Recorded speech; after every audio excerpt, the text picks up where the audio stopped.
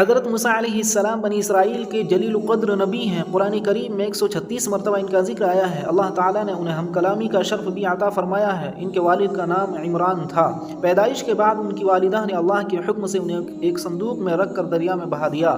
صندوق بہتا ہوا فرعون کے محل تک جا پہنچا۔ فرعون اور اس کی بیوی آسیہ نے صندوق نکلوایا۔ اللہ تعالیٰ نے اس معصوم بچے کی محبت آسیہ کے دل میں ڈال دی اور فرعون کو اس کی تربیت کرنے اور بیٹا بنانے پر مجبور کر دیا۔ اس طرح غیبی طور پر ایک شہزادے کی طرح شاہی محل میں حضرت موسیٰ علیہ السلام کی پرورش ہوئی۔